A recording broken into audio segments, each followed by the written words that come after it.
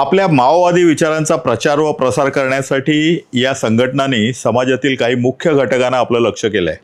यात वंचित समाज, कामगार, युवक, कलाकार, पत्रकार, महिला, आदिवासी, शेतकरी व अल्पसंख्याक आदी घटकांचा समावेश होतो।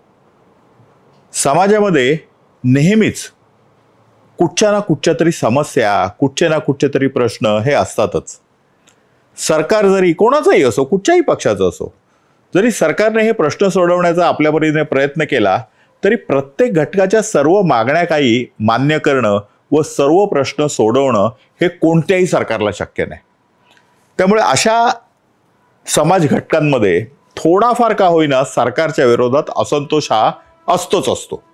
त्या असंतोषाला खतपाणी घालून, पराचा कावळा करून आणि या समाज घटकांच्या अपेक्षांना हवा देत त्यांच्यामध्ये आपल्यावर सातत्याने अन्याय होत आहे ही भावना जागृत ठेवणे, त्यांचे सरकारबद्दलचे मत कलुषित करणे, आपल्याला न्याय मिळू शकत नाही असे वाटेपर्यंत त्यांचे ब्रेन वॉशिंग करणे व अशा तऱ्हेने या समाज घटकांना हे सरकार आपले नाही या मतापर्यंत घेऊन जाणे ही माओवाद्यांची काम करण्याची पद्धत आहे। अशा प्रकारे काम करत असताना माओवादी कुठेही माओ, लेनिन, स्टालिन, कम्युनिस्ट, लेफ्टिस्ट, डावे, चीन, बंद, बंडखोर अशा प्रकारचा कुठचाही शब्द आपल्या संघटनेमध्ये वापरत नाहीत। उलट भारतीय संस्कृतीला भावतील व सर्वसामान्य माणसाला आपले वाटतील असे शब्द वापरण्याकडे त्यांचा कल असतो। माओवाद्यांच्या या संघटनाचं आणखीन एक वैशिष्ट्य असं की एकाच विषयाला वाहिलेल्या परंतु वेगवेगळ्या भागांमध्ये काम करणाऱ्या त्यांच्या अनेक संघटना असतात। उदाहरणार्थ, युवकांसाठी असलेल्या महाराष्ट्रातील संघटनेचे नाव मराठमोळे असते, तर तामिळनाडूमध्ये युवकांसाठी असलेल्या तशाच संघटनेचे नाव द्रविडी संस्कृतीला अनुरूप असे असते। मग तामिळनाडूमधील संघटनेचे नाव पेरियरवरून घेतले जाते, तर महाराष्ट्रातील संघटनेच्या नावामध्ये शाहू, फुले, आंबेडकर अशी नावे देखील असू शकतात। माओवाद्यांना जोपर्यंत ते नाव समाजाला त्यांच्यापर्यंत खेचून आणू शकण्यात यशस्वी होते अशा कोणत्याही नावाचे वावडे नाही। परंतु आश्चर्याची गोष्ट अशी की माओवाद्यांच्या संघटनेमध्ये ज्या भारतीय समाज सुधारकांची नावे असतात त्यांच्या विचारांशी मात्र ते अजिबात सहमत नसतात, किंबहुना माओवादी अशा विचारांना विरोधच करतात। हळूहळू माओवादी विचार हेच त्या भारतीय समाज सुधारकाचे विचार आहेत हे लोकांच्या गळी उतरवण्यात हे माओवादी काही प्रमाणामध्ये यशस्वी पण होतात। सर्वसाधारणपणे 5-6 जणांचा एक गट तयार होतो व हा गट त्या शहरातील माओवाद्यांच्या सर्वात वरिष्ठ नेत्याच्या संपर्कात असतो।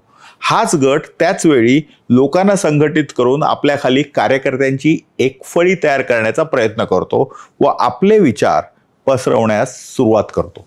हळूहळू या 5-6 जणांच्या नेतृत्वाखाली एक माओवादी संघटना तयार होते। यातील 5-6 जणांची टोळी ही सर्वसामान्य कार्यकर्ते व माओवादी नेते यांच्यामधील कडी म्हणून काम करते, बफर म्हणून काम करते। त्यामुळे सर्वसामान्य कार्यकर्त्यांचा माओवादी नेत्यांशी डायरेक्ट संबंध येत नाही। एवढंच नव्हे तर त्यांना या माओवादी नेत्यांची नावं देखील ठाऊक नसतात। हे करण्याचे कारण असे की जेव्हा ही संघटना कोणत्याही देशविघातक कार्यात काम करीत असताना पोलिसांना आढळेल व त्यांच्यावर कारवाई होईल त्यावेळी त्यांच्याकडून माओवादी नेत्यांच्या नेत्यांबद्दल पोलिसांना कोणतीही माहिती मिळणार नाही। तसंच पोलीस या माओवादी नेत्यांनी आणि त्यांच्या विरोधात पुराव्याअभावी कोणतीही कारवाई करू शकणार नाहीत। हे माओवादी नेते पुन्हा सेफ झोनमध्ये काम करून आपलं काम करायला मोकळं राहतील। अशा तऱ्हेने तयार झालेली त्रिस्तरीय साखळी पद्धत माओवाद्यांनी सगळीकडे उपयोगात आणली आहे।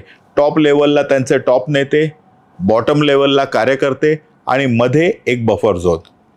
आजकालच्या आधुनिक युगात युद्ध हे फक्त रणांगणावरच खेळलं जातं असं नाही, तर ते जनतेच्या डोक्यात देखील खेळलं जातं। लोकांना आकर्षित करणारे अतिशय लोकप्रिय मुखवटे घालून त्याच्या आड माओवादाचा हिंस्र चेहरा झाकून माओवादी देखील हिंदुस्थानात असंच गनिमी युद्ध खेळत आहेत।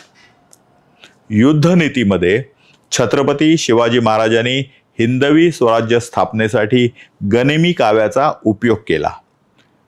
त्याच गनिमी काव्याचा उपयोग माओवादी हिंदवी स्वराज्य तोडण्यासाठी करत आहेत। फरक हा आहे की छत्रपती शिवाजी महाराजांनी गनिमी काव्याचा उपयोग स्वराज्य घडवण्यासाठी केला तर हे माओवादी मात्र गनिमी काव्याचा उपयोग स्वराज्य बिघडवण्यासाठी करत आहेत.